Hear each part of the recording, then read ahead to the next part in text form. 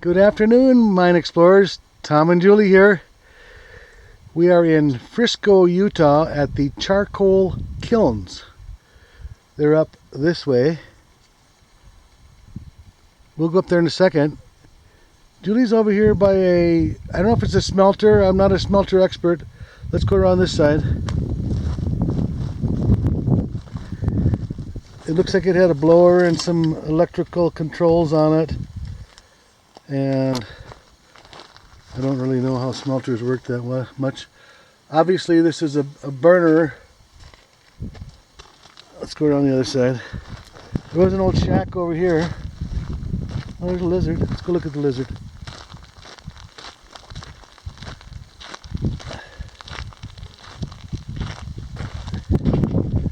Hello, Mr. Lizard.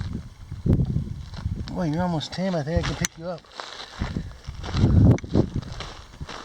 So, this was a huge zinc, copper, gold, silver mine. Started in about 1875, and the mine is about a mile over that way. But I believe the smelter started, the smelting and the kilns started roughly not too long after that. What year were they? Late 1800s. Late 1800s, the kilns? Yeah. And so, you know, smelting was how to purify the metals. I suppose the copper and the gold and the silver.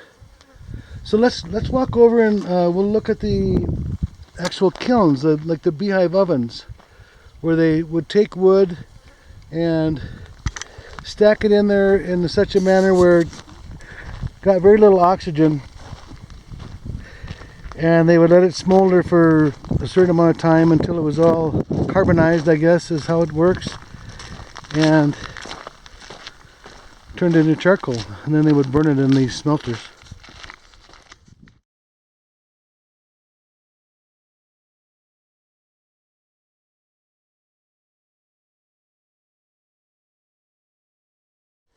Here are the remnants of a building.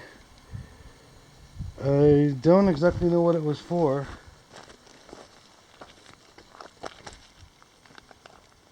Doesn't appear to be a dwelling, does it? It's like a basement. There's some more over here. There's some more equipment down there. I wonder what that is. Suppose we better go look at that, huh? There's some sort of a frame with some big rollers on it. Some sort of a conveyor, I guess.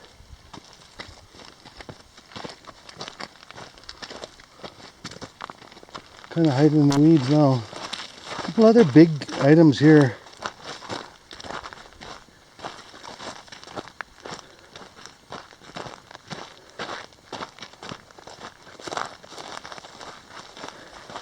Oh, you know, this looks like that thing we saw. This is the same thing we saw at Queen of Sheba mine. Oh, yeah. Remember that? Yep. I don't know, did we ever figure out what it was? No. It's some sort of separator. Concentrator or separator. That kiln or that smelter's up that way. Yeah, we saw one exactly like that at Queen of Sheba in Death Valley.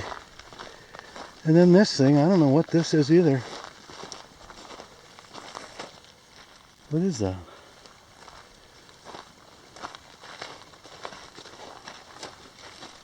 We're on the other side.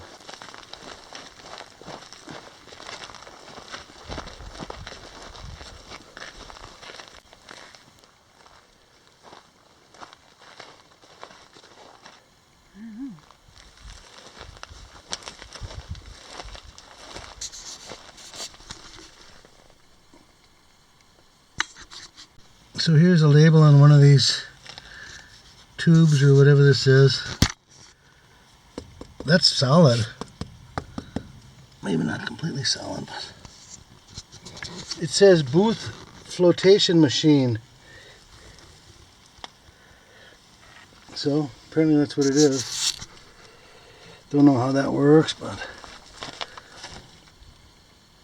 that says Powell and a number on it. Okay, interesting. Flotation machine. Let's go look at the kilns.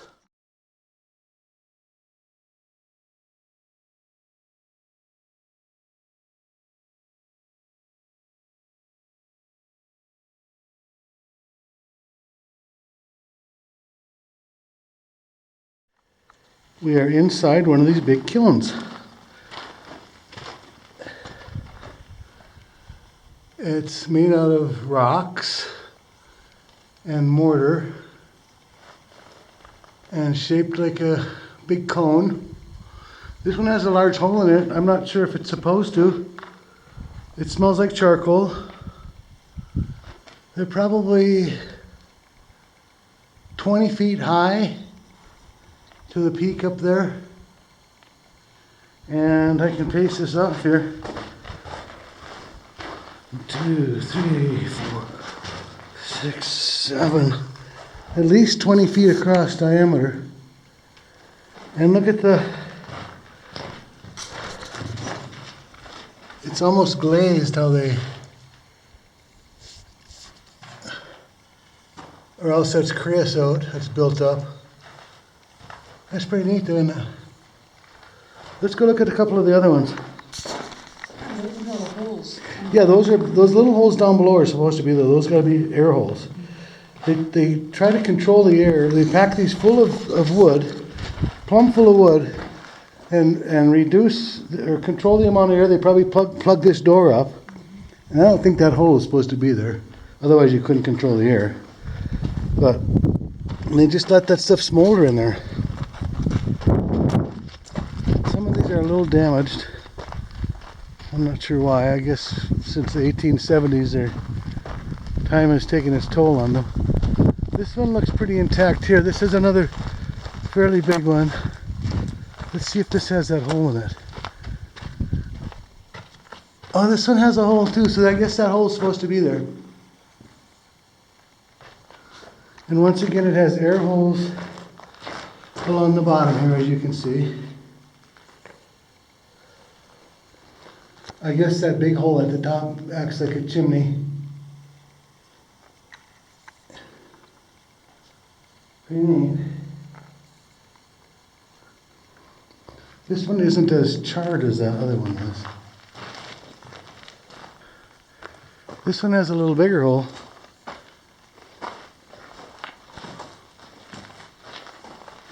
This one's much shorter.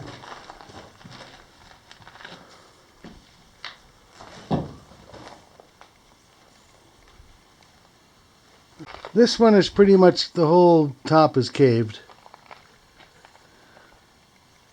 And it's all in a pile right there.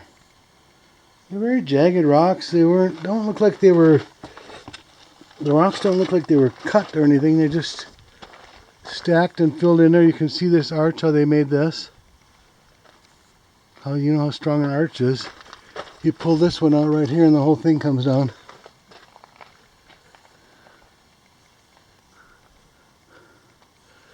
So 1, 2, 3, 4, 5. And only the one in the middle here is the most complete.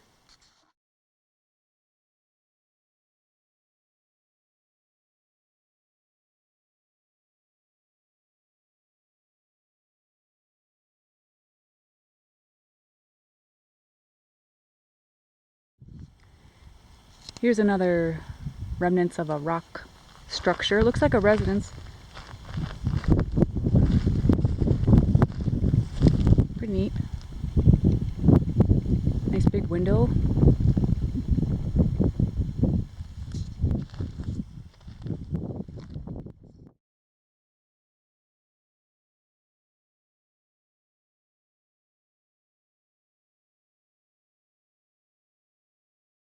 Horn silver mine started, I believe, in 1875.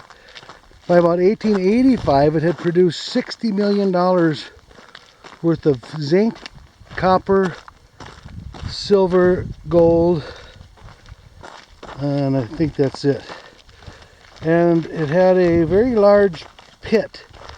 It was reported to be kind of a strange configuration for mine working. It had a 900-foot deep pit that caved. There were 6,000 people in the town of Frisco at one time, 23 saloons, but that main part of the mine caved, and it was pretty much the end of it.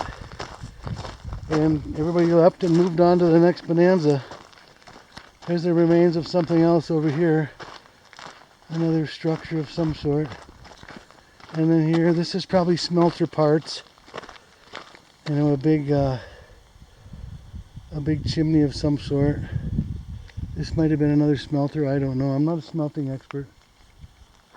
So that's kind of interesting.